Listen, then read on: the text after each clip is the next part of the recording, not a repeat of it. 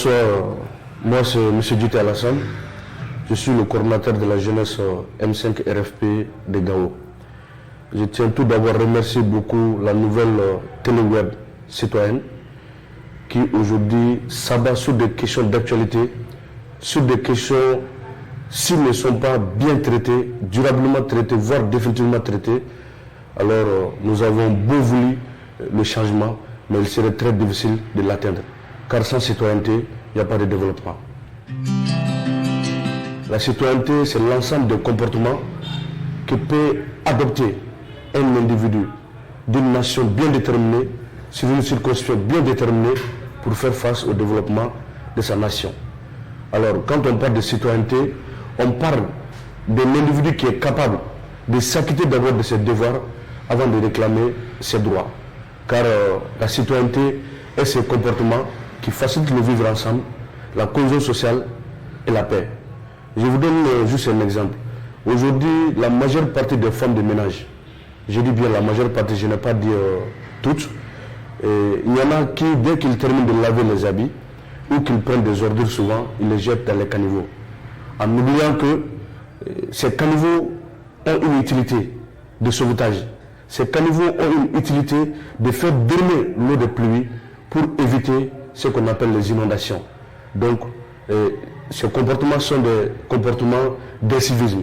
Donc, le contraire à cela, c'est-à-dire s'occuper de soi, s'occuper de sa famille, s'occuper de son carré, s'occuper de sa région, s'occuper de toute sa nation, c'est de ça qu'il s'agit pour le bon citoyen.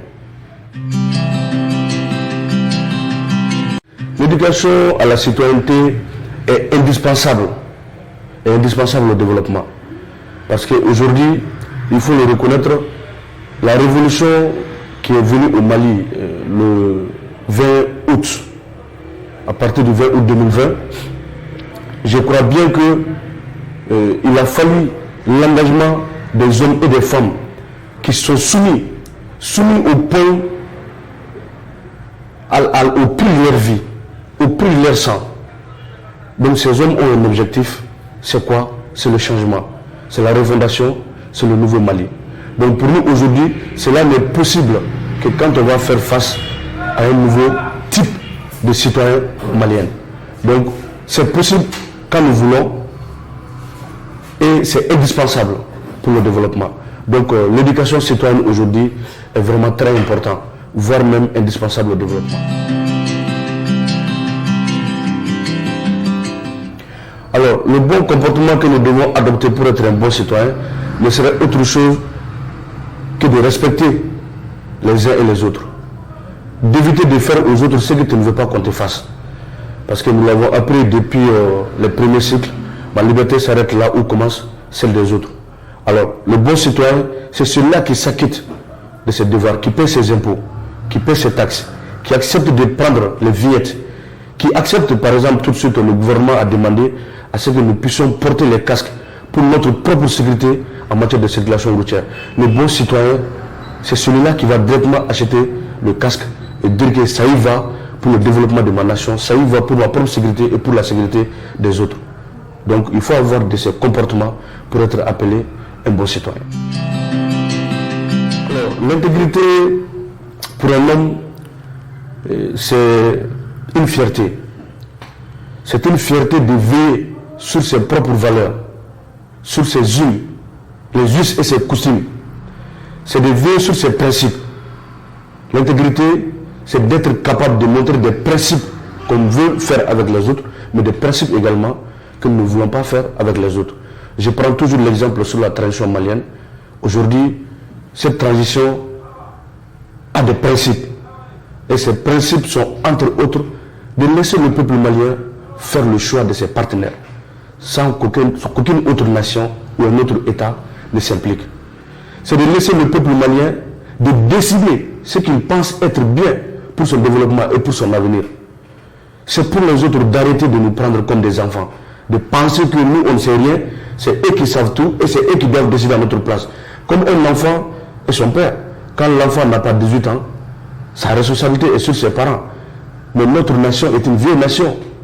Notre nation est une nation de civilisation. Notre nation est la nation, si je me permets le terme, qui a reconnu, comme on appelle là, les droits de l'homme en premier. Car notre charte de Kourgan-Fouka date de 1235 après la bataille de Kirna. Donc moi je pense qu'aujourd'hui, il faudra le reconnaître. Le Mali essaie de faire respecter et imposer son intégrité, que ce soit sur le plan territorial, que ce soit sur le plan humain ou sur tous les plans. Donc l'intégrité n'est autre chose que de faire respecter ses principes, en un mot.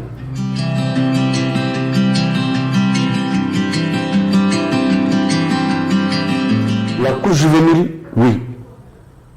Les enfants, oui. Mais pourquoi pas les adultes également? Parce qu'aujourd'hui, il faut le reconnaître, en voulant être le premier à donner des informations, nous partageons des informations qui n'ont rien à voir avec la réalité.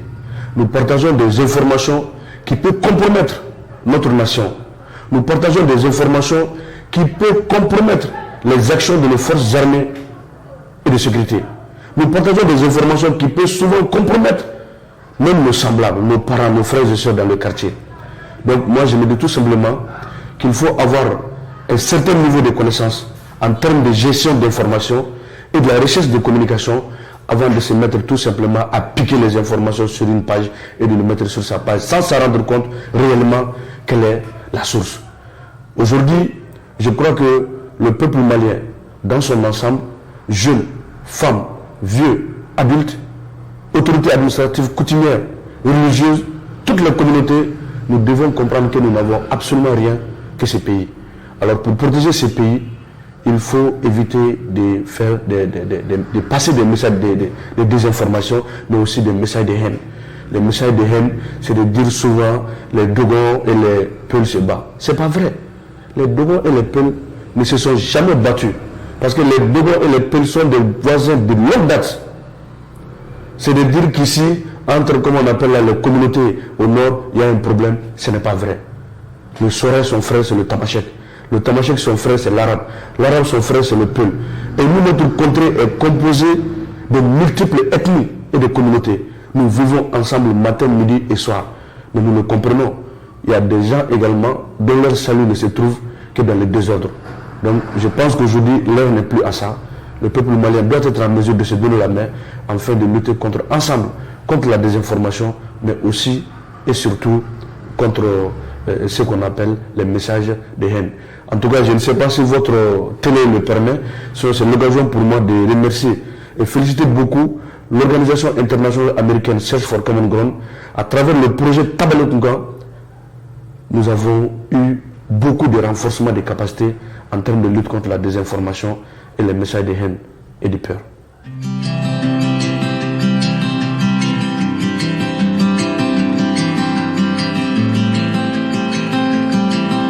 D'abord, un sentiment citoyen. C'est un sentiment citoyen, c'est un sentiment patriotique, c'est un sentiment de joie, c'est un sentiment de plaisir, mais c'est surtout un sentiment, si je me permets le terme, de construction. Parce que la création de cette télé, nous pouvons dire que c'était une épine dans le pied du peuple malien, mais avec la création de cette télé, cette épine va être petit à petit diminuée, voire disparaître un jour. Parce que comme je l'ai dit au début de mon introduction, la citoyenneté est la base du développement.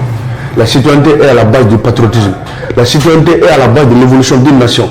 Sans la citoyenneté, il n'y a pas de développement. Donc nous ne pouvons que vous souhaiter bon vent, courage, en tout cas en tant que leader jeune appartenant à une organisation aujourd'hui, tout ce que nous pouvons apporter pour la réussite et l'atteinte des missions que la télé citoyenne va se fixer, nous n'hésiterons pas à le faire. Car c'est main dans la main, ensemble, partout où nous nous trouvions, de Caille à Kidal, de quelques ethnies que nous soyons, de quelques communautés que nous soyons, que nous pouvons faire sortir ces pays dans le gouffre, nous ne pourrons le faire seuls. Alors, le dernier message n'est autre chose que des messages de vivre ensemble, des messages de cohésion sociale, des messages de paix, des messages d'acceptation. Il faudrait que nous nous acceptions. Il faudrait que le peuple malien soit en mesure aujourd'hui de mettre nos différentes politiques de côté, de mettre nos différentes religions de côté, de mettre nos différentes ethniques de côté, nos différentes communautés de côté. Car cela a tout le temps été la beauté de notre cohabitation. Je donne un exemple. Il y a un écrivain qui dit que le monde n'est composé que de deux personnes. Être noir ou blanc, ce n'est pas vrai. Court ou grand, ce n'est pas vrai. Pauvre ou riche, ce n'est pas vrai. Être d'une nation ou d'une autre nation, ce n'est pas vrai. On n'est que deux individus sur la terre. Ceux qui acceptent de dire qu'ils vont contribuer au développement et ceux qui pensent qu'ils doivent être juste les sujets du développement. Donc mettons cette mentalité dans nos têtes et disons-nous que nous devons être ensemble pour changer notre pays. Je vous remercie.